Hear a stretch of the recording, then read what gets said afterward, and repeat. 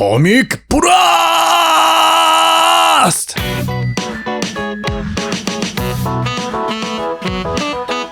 Draw Jam! Let's talk about ComicBlast.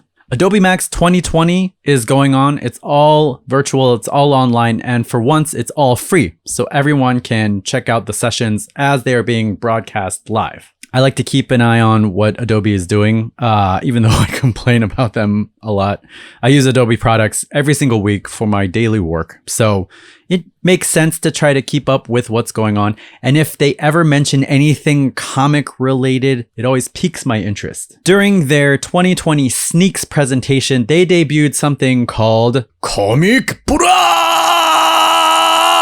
ComicBlast is apparently a tool that will make creating comics 100 times faster, whatever the fuck that means. Still have a lot of questions. I haven't actually used it, so a lot of what I'm going to be saying is conjecture based primarily on the demonstration that they gave us. On paper, ComicBlast could sound cool, I guess. Let's say you have a script and you need to turn that script into a comic. ComicBlast can ingest that script. It can use its Sensei AI, read through your script, figure out how many pages you've got, figure out what the panels you need on each page, figure out the dialogue that happens in those panels, and then spit out pages that are paneled, that are lettered. If you have sound effects like BAM or any other onomatopoeia, it will put that sound effect in a sound effect balloon. BAM! So you've got the skeleton of your comic. If you need to change the panel sizes, you can do that. If you want to split panels, you can do that. If you want to rearrange your word balloons, you can do all that stuff. So that seems kind of cool. I mean, it takes a process that takes maybe like 10, 15 minutes per page and down to like 10, 15 minutes per book. So I guess that's cool. The problem is there's no artwork on those pages yet. You still have to draw, but you don't actually have to ink anymore because you can take your pencils that you've done in, I guess, Adobe Fresco, although there's no desktop version of that if you're working on Mac. If you're working on Windows 10, then I guess the mobile version of Windows is the same as the desktop version of Windows. So you have Fresco as your drawing program. Anyway, what they demonstrated was somebody taking pencils from Adobe Fresco, dumping it in to ComicBlast, and ComicBlast doing the inking for you. So that, I mean, sure, fine, whatever. If you want to further personalize your comic, let's say your comic is about a self-insert character based on you, you can scan your face. So look left, look right, look forward, and it'll take your face and paste it onto the face of the images that you just imported because Sensei can recognize all the faces. And so now, like, instead of just generic superhero character, it is now you, self-insert superhero generic character. Now, once you get your artwork in, then you can change the balloon tails so that they actually point to the mouth of the character so that the word balloons aren't just floating around pointing any which way. I'm sure you can resize them to make it fit. You can move them all the way. It's fine. It's fine. It's fine. It's fine. That's sort of the general TLDR of ComicBlast. There's some other stuff in there, like you can do branching storylines. So maybe you could do a choose your own adventure comic, like somebody reading it clicks on a thing and you go down this branch, or someone else clicks on this thing and it goes up to this branch.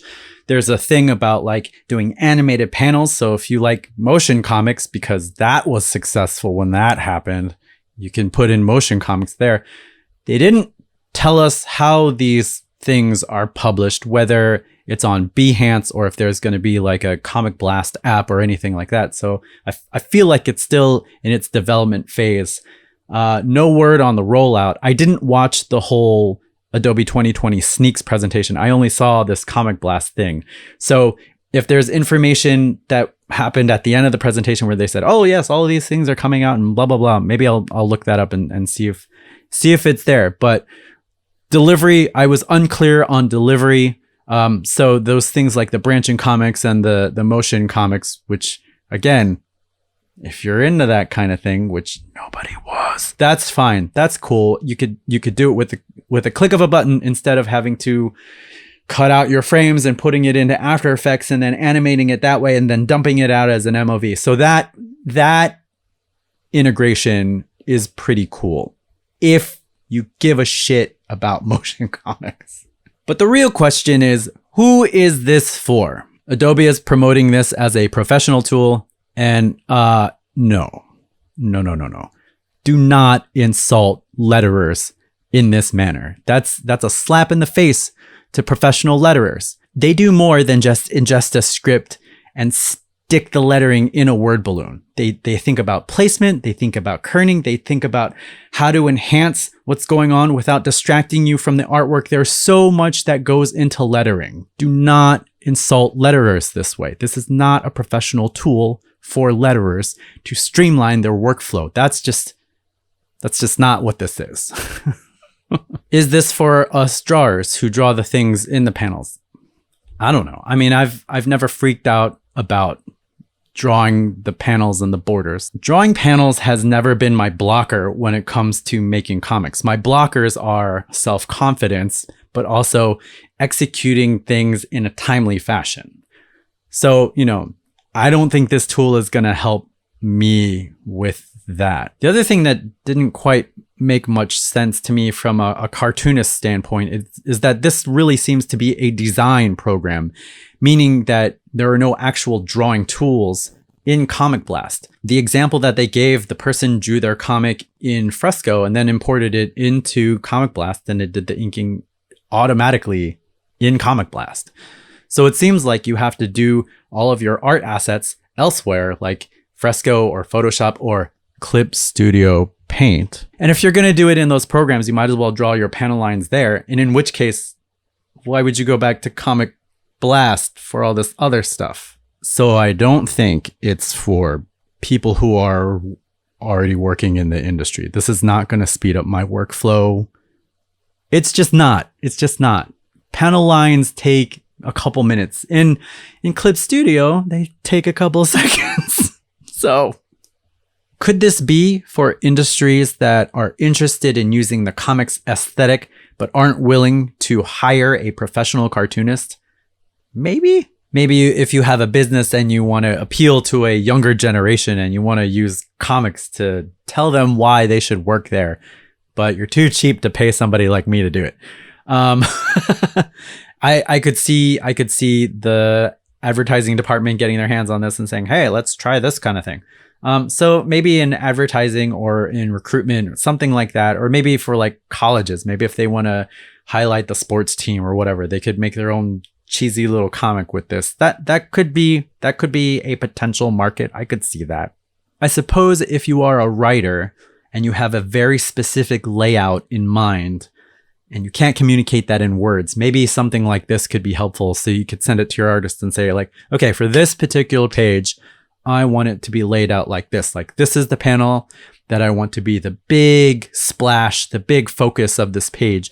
And these little bidly panels, you could do whatever you want with those. Maybe in that type of situation, if you're collaborating with an artist and you're terrible at drawing rectangles, maybe something like this will help you lay out a comic for your artist and say like, I like the way you've laid out these other pages, but on this very, very specific one, I need it to happen in this manner.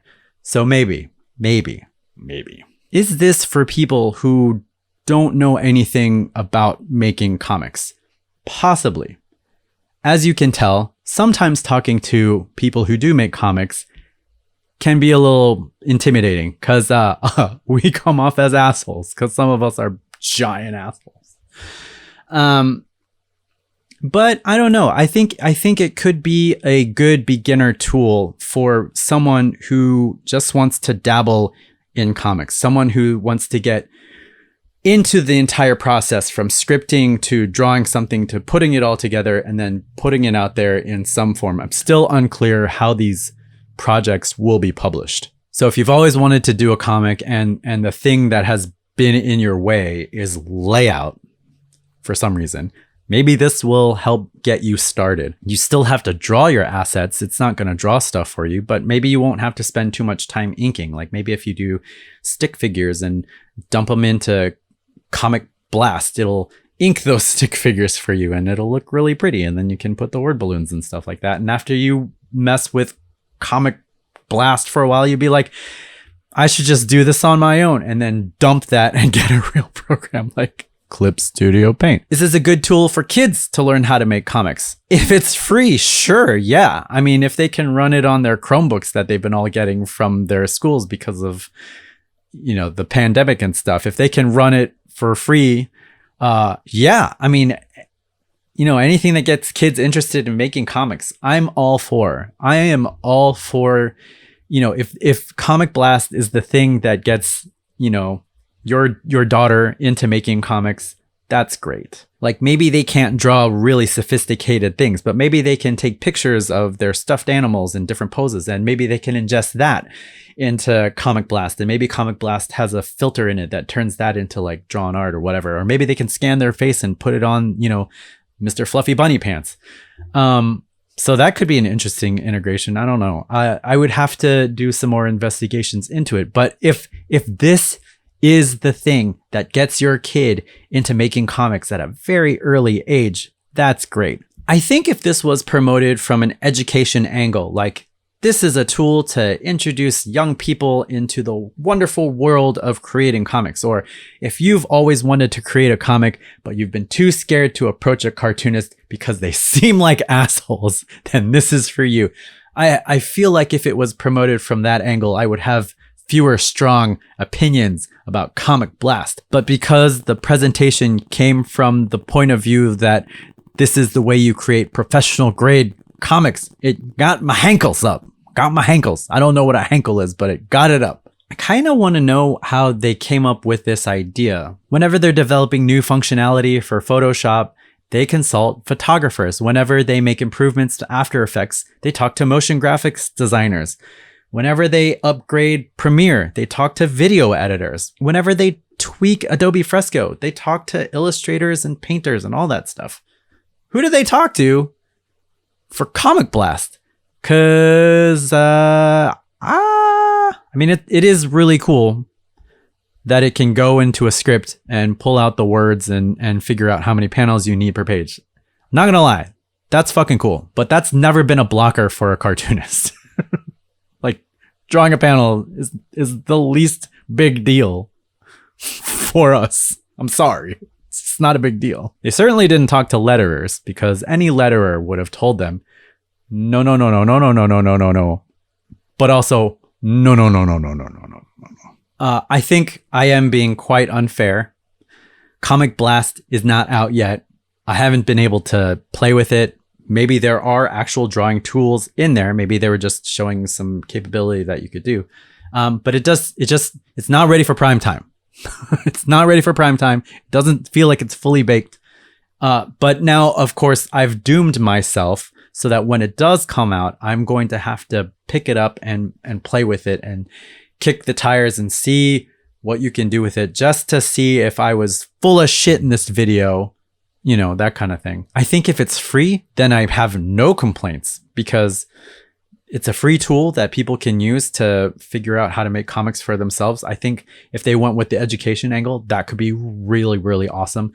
If it's free with your subscription, that's not the same thing, because I'm still paying my monthly subscription to the Creative Cloud, or annual subscription. I forgot how I signed up for it, but I'm paying money, and getting something for free that I'm already paying for, that doesn't count. But if it's free for everybody, if it's a little app that anyone can download on their desktop or their iPad or whatever, then I have no complaints. Free tools that help you figure out how to make comics, that's awesome. But if they charge you, I think it needs a little bit more baking. It's not ready. Don't charge people for this.